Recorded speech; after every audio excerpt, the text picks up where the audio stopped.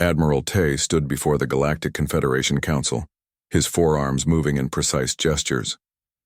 The large chamber was filled with representatives from over 300 alien species, all eyes focused on the small blue-green planet floating as a hologram in the center of the room. Honored council members, Tay began, his voice firm but concerned, I bring before you today a matter of the highest urgency. Planet Earth and its dominant species, humans, represent a danger we cannot ignore. The room stayed quiet. This was not the first time Admiral Tay had brought warnings about emerging species, but his reputation for caution and accuracy made everyone listen carefully. For the past 50 years, our observation posts have monitored human development. The data is clear and troubling. Tay pressed a button on his wrist device, changing the hologram to show a timeline of human technological progress. Notice the acceleration curve, he continued. Most species take thousands of years to advance from basic tools to space exploration. Humans accomplished this in mere centuries. More concerning is their response to setbacks. The hologram shifted to show scenes of human wars, disasters, and rebuilding efforts. When faced with catastrophe, most species slow their development. Humans speed up. They adapt instantly. They take their worst moments and turn them into advantages. Counselor Min, representing the Peaceful Lorian Alliance, raised a hand. Admiral, many young species show promising adaptability. What makes these humans different? Their unpredictability, Tay replied. He showed new images. Humans living in deserts, Arctic regions, even underwater habitats. They thrive in environments that would kill most sentients. They seek out challenges for pleasure. Their entertainment simulates dangerous situations. They deliberately expose themselves to fear.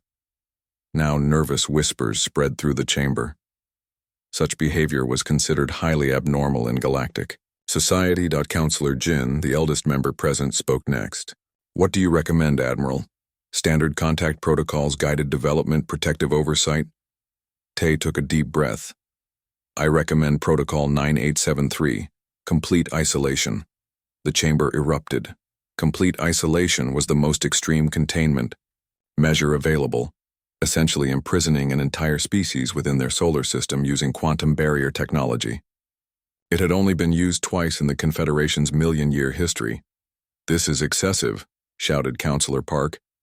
They are just beginning to explore their own moon. They have split the atom, countered Tay. They have mapped their own genome. They have created artificial intelligence. Each milestone that took other species millennia to reach, they achieve in decades. Our predictive models show them achieving faster than light travel within 200 years, possibly sooner. And what happens then? Asked Jin quietly. Then they meet us, said Tay. But not as equals or students. They will emerge into the galactic community with the drive of a young species and the technology of an ancient one. Their development path is unlike anything we've seen before. The hologram changed again, showing simulations of potential human expansion throughout the galaxy.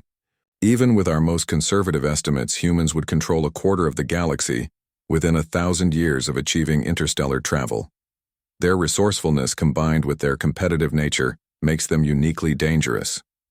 The council debated for hours, reviewing all available data on human history, biology, and psychology. As the debate continued, one fact became increasingly clear. Humans were different from any species previously encountered.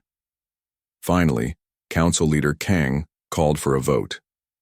Those in favor of implementing Protocol 9873, complete isolation for Earth and its solar system?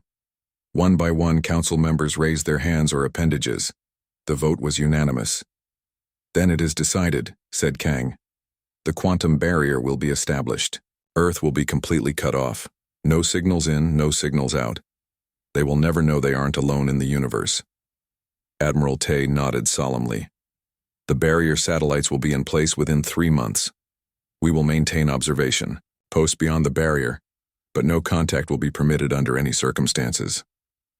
As the council adjourned, Tay stood alone looking at the hologram of Earth. I hope we're doing the right thing, whispered Counselor Jin, approaching Tay. The right thing would be to destroy them now while we still can, Tay replied quietly. This is the merciful option. What neither Tay nor the Council realized was that their ultimate containment strategy would soon prove to be their greatest mistake. For nothing motivates human ingenuity like a barrier meant to hold them back. Lieutenant Commander Sue stared at her monitor, rubbing her tired eyes. The Deep Space Monitoring Station orbiting Neptune was quiet this shift. Most of her colleagues had dismissed her obsession with the strange readings at the edge of the solar system. For 3 years, she had tracked unusual quantum fluctuations in what should have been empty space. "Still chasing ghosts, Sue?" Dr. Kim asked, placing a steaming cup of coffee beside her. "They're not ghosts," Sue replied, pointing to her screen. "Look at this pattern. It's appeared 17 times in the last month. The energy signature is too regular to be natural." Dr. Kim leaned closer, his skepticism fading as he studied the readings. "That's odd. Have you run spectrum analysis?" "Every test I can think of." Sue pulled up another screen. "Whatever is causing these distortions exists at the quantum level, but it covers the entire outer boundary of our solar system, like a shell." The observation had started as a minor discrepancy in her deep space scans 3 years ago. Most researchers would have adjusted their equipment and moved on, but Sue had been methodically documenting every occurrence. What had once been random static now showed unmistakable patterns. "I need more telescope time," she said. "The main array." "The director won't approve it, not without better evidence." Sue's communicator beeped. "Lieutenant Commander, please report to Lab 7 immediately." In Lab 7, Director June was waiting with several government officials in dark suits. Sue had never seen them before. "Show them what you showed me last week," Director June said without greeting. Sue pulled up her findings on the main screen. "I've been tracking quantum distortions at approximately 122 astronomical units from the Sun, just beyond the Kuiper belt. The distortions form a perfect sphere around our solar system." One of the officials stepped forward. "And you believe this is artificial?" "I know it is," Sue said firmly. "Natural phenomena don't create perfect geometric shapes. Something or someone placed a barrier around our solar system." The room fell silent. Finally, the oldest official spoke. "Lieutenant Commander, your discovery has been classified at the highest level. You will be transferred to a new facility tomorrow. A team is being assembled." 6 months later, Sue stood in a massive underground laboratory. The world's leading physicists and engineers had been gathered without explanation. Equipment worth billions lined the walls. At the center stood an unusual device, the prototype quantum probe they had built based on Sue's research. "The probe is ready," said Dr. Park, the quantum physicist who had designed it. "It should be able to slip through the barrier by matching its quantum frequency." "If there really is a barrier," muttered someone in the back. Director June addressed the room. "We launch in 10 minutes. This mission remains absolute top secret." The probe was smaller than Sue had imagined, barely the size of her hand. Its purpose was not exploration but confirmation. Was something really containing humanity within their solar system? "Launch sequence initiated," announced the technician. On the main screen, they watched as the tiny probe accelerated away from Earth, past the orbit of Neptune beyond Pluto, and into the vastness of the Kuiper belt. Weeks passed as it approached the coordinates Sue had identified. The day of breakthrough came during Sue's night shift. She was alone in the control room when the probe transmitted its first readings from the barrier's edge. "Oh my God," she whispered, staring at the data streaming in.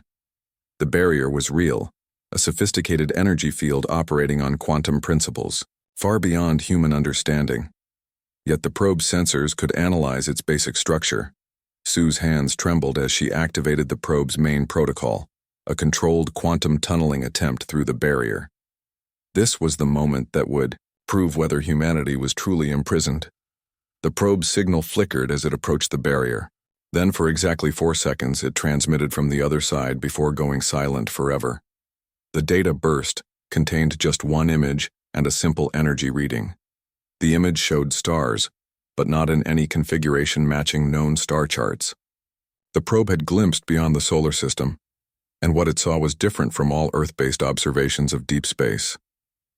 Sue sent an urgent message to Director June, then sat back in her chair, stunned by the implications. The stars they had been observing for centuries were projections or illusions. Something had built a cage around humanity, and that something had the technology to hide the true universe from them. When world leaders gathered the next day to see the evidence, the decision was unanimous. Every resource would be directed toward breaking through the barrier. Humanity would not remain imprisoned. The quarantine had just become visible to its prisoners, and nothing in human history had ever united the planet faster than the discovery that they were being contained. First Counselor Han paced the emergency chamber, all 6 of his limbs showing visible signs of stress. The Galactic Confederation's leadership had been summoned from across 17 systems for this crisis meeting. None had expected to be called. For a breach of Protocol 9873, it was supposed to be impossible. "Show us again," Han demanded. Admiral Tay activated the holographic display.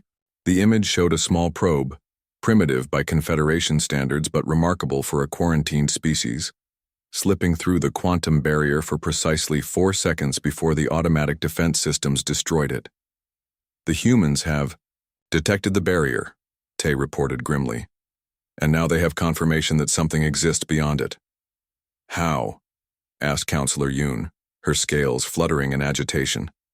"The barrier technology should be beyond their comprehension for at least 5 more centuries." The science director, Jun, stepped forward. "That was our miscalculation. We underestimated their development curve." He displayed a chart showing human technological progress.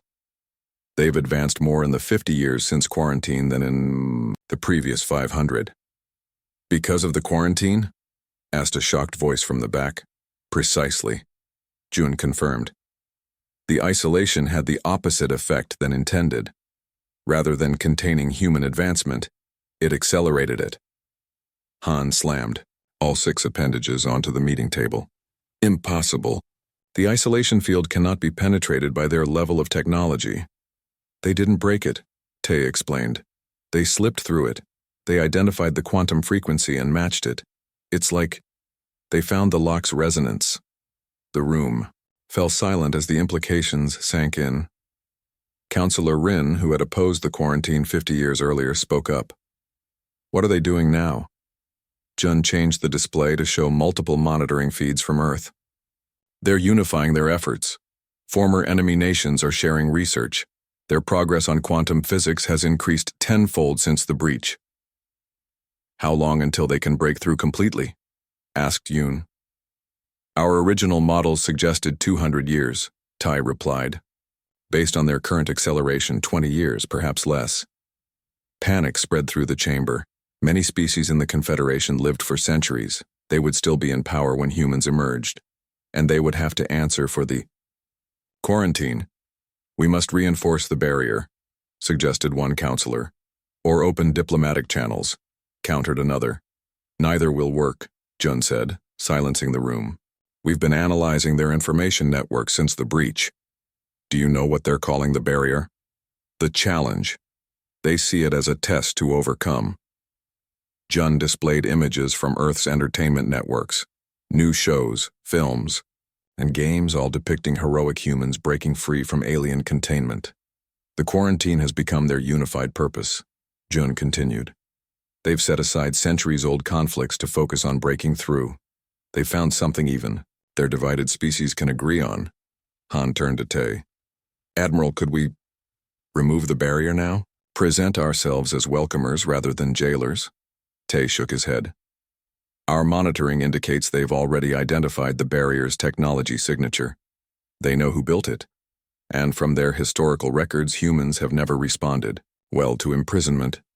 "We should prepare for their emergence," said Counselor Rin. "It's no longer a question of if, but when." "There's something else you should see," Jun said hesitantly. He displayed new data from the Earth monitoring stations. "They're not just working on breaking through the barrier.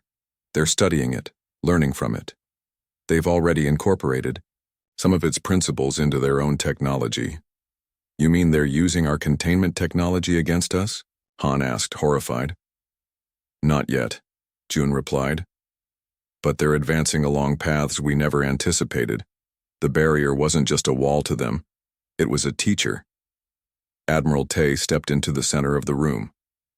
I recommend we establish a first contact emergency committee immediately. When they break through, and they will, we must be prepared. For what? Asked Han. Diplomatic relations or warfare? Unknown, Tay admitted. But there's one thing we do know about humans from our observations. They respect strength and innovation. Perhaps the species that built a cage they could escape might earn their respect rather than their vengeance. As the meeting adjourned, Admiral Tay and Science Director Jun remained behind, studying the latest data from Earth. Did you ever imagine this outcome when you recommended the quarantine? Jun asked quietly. No, Tay admitted. I thought we were protecting the galaxy from a dangerous species. Instead, we created the perfect conditions for them to become even more formidable. On the screen, Earth's combined scientific teams worked tirelessly on quantum tunneling technology. The countdown to first contact had begun, on humanity's terms, not the Confederation's. Dr. G checked her spacesuit seals one last time. After 10 years of leading the Quantum Barrier Project, today she would make history. Her small ship, named Prometheus, waited in the launch bay.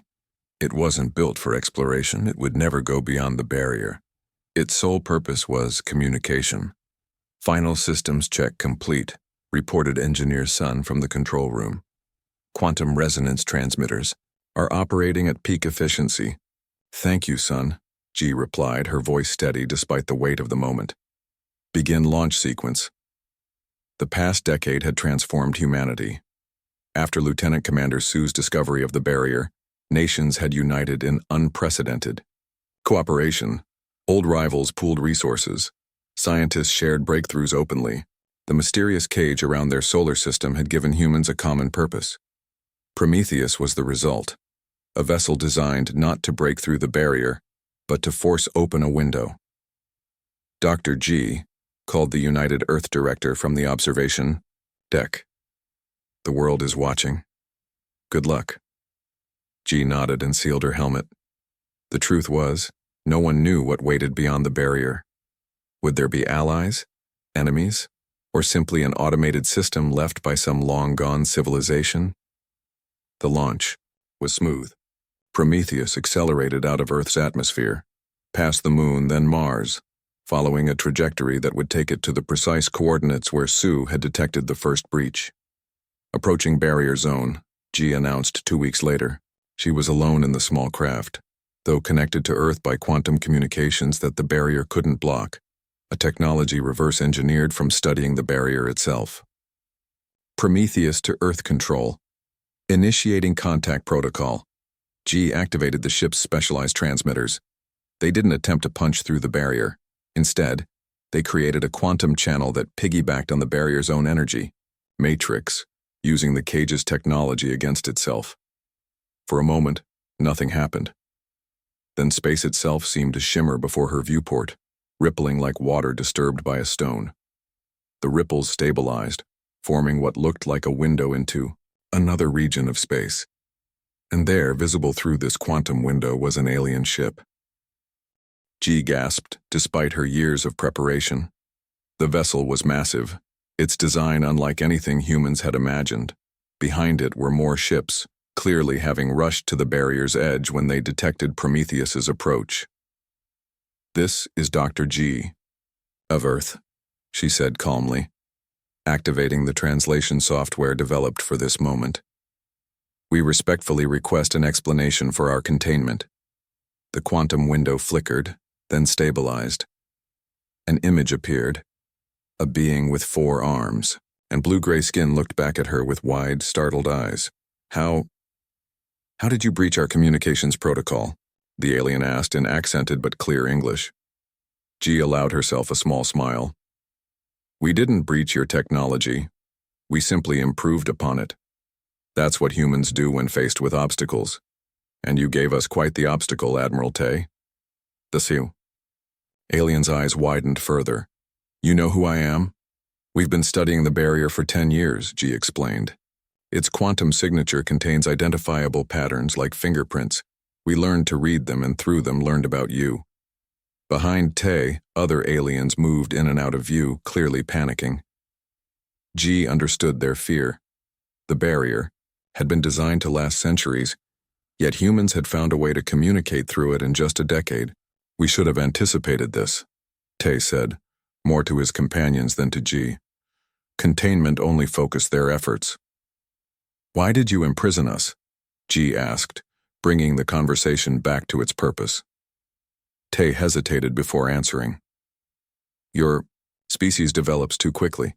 You adapt too readily. The Galactic Confederation feared what you might become if you reached the stars too soon. And now? And now you've proven those fears both right and wrong, Tay admitted. Right, because your advancement rate exceeded even our most extreme projections. Wrong, because you've shown remarkable restraint. You could have weaponized the barrier technology you've learned, but instead you built a communication device. G nodded. Humans are curious before we're anything else, Admiral. We want to understand before we judge. A new alien stepped into view, older, with 6 limbs and golden skin. I am First Counselor Han of the Galactic Confederation, it said. Dr. G of Earth, would your people be willing to establish formal diplomatic relations with our Confederation? That's why I'm here, G replied. But first, the barrier must come down. We cannot begin any relationship as prisoners. The aliens conferred among themselves. Finally, Tay turned back to the screen. The deactivation process will take time, but it will begin today, he promised. As Prometheus returned to Earth, Dr. G carried with her humanity's first alien language database, cultural information about 17 spacefaring species, and the Eusir promise of a new era. The barrier that had been meant to contain humanity had instead prepared them for their greatest challenge yet, joining a galactic community as its newest and perhaps most unusual member. The Great Hall of the Galactic Confederation had never been so crowded. Representatives from over 300 species filled the vast chamber, all straining to see the new delegates. The humans had arrived. 5 years had passed since Dr. G's historic contact. The quantum barrier around Earth's solar system had been fully dismantled 3 years ago. Now, humanity was taking its place among the stars. Ambassador Moon led the human delegation. Behind her walked scientists, diplomats, and cultural experts from every region of Earth. They moved with a confidence that surprised many of the alien observers. These were not wide-eyed newcomers overwhelmed by galactic society. They were equals arriving to take their seat at the table. Admiral Tay, now serving as the Confederation's Director of Human Affairs, watched them approach. The past 5 years had transformed his understanding of humans. What had once been fear had become respect, and sometimes even awe. Welcome to the Great Hall, he said, bowing slightly as the humans reached the central platform. Thank you, Admiral, Ambassador Moon replied with a smile. It's good to finally meet in person. The First Counselor Han called the assembly to order. The vast chamber fell silent. Today marks a historic moment, Han announced. For the first time in the Confederation's history, we formally welcome a species that was once subject to Protocol 9873. Complete isolation. Murmurs spread through the crowd.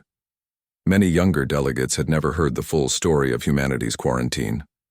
Admiral Tay will now address the assembly, Han continued, stepping aside. Tay moved to the center platform, looking out at the gathered species and the human delegation. The quarantine protocol was the greatest mistake in our history, he began, his voice carrying to every corner of the hall. We sought to contain what we feared, but instead we merely concentrated it. He activated a holographic display showing Earth's advancement curve over the 50 years of isolation. By cutting humans off from the stars, we removed all distractions. We gave them a puzzle to solve. We created a challenge that united a divided planet. The display shifted to show human achievements, quantum communications, advanced materials, medical breakthroughs, and social innovations. In our effort to slow human development, we accelerated it beyond all projections. The quarantine became their crucible, transforming a promising species into an extraordinary one. Ambassador Moon was invited to speak next. She moved to the platform with measured steps, her simple Earth dress standing out among the elaborate garments of the alien delegates. "The irony isn't lost on us," she began. "You imprisoned us out of fear, yet that imprisonment is why we're now centuries ahead of where we would have been." She gestured to the human delegation. "Look at us. We don't come to you as students or supplicants, we come as partners. In just 5 years since contact, we've already shared 52 technological innovations with the Confederation. Your scientists are now studying our methods." This was true. Human approaches to problem-solving had proven uniquely effective. Their willingness to try unconventional solutions had already led to breakthroughs in several fields. "We don't seek revenge for our containment," Moon continued. "In fact, we should thank you. Without that barrier to overcome, we might still be fighting among ourselves, focused inward instead of reaching for the stars." She paused, letting her words sink in. "The universe created humans to be adaptable. You tried to contain us, but adaptation is what we do best. Your ultimate containment strategy? It was actually our ultimate liberation." As she returned to her seat, the chamber remained silent. Then, slowly, a sound began. The various species' versions of applause rippled through the hall. That evening, at the formal reception, Admiral Tay found himself speaking with Dr. G, who had joined the delegation as scientific advisor.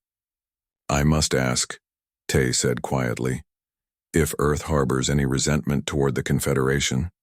50 years of imprisonment, that's not something easily forgiven." G considered his question. "Do you know what happened when we announced to Earth that the barrier was coming down? People celebrated, yes, but many scientists actually expressed disappointment." "Disappointment?" Tay asked, confused. "The barrier had become our greatest teacher," G explained. "Each time we learned something new about it, we advanced our understanding of the universe. Some feared that without that challenge, human innovation might slow down." She smiled at Tay's surprised expression. "Don't worry, Admiral, we've found plenty of new puzzles to solve out here among the stars, and this time, we can solve them together." As the reception continued around them, Tay realized the true lesson of humanity's containment. The Confederation had tried to protect the galaxy from humanity, but instead had prepared humanity for the galaxy. And perhaps, given the new challenges facing the Confederation, humanity's unique approach was exactly what the galaxy needed.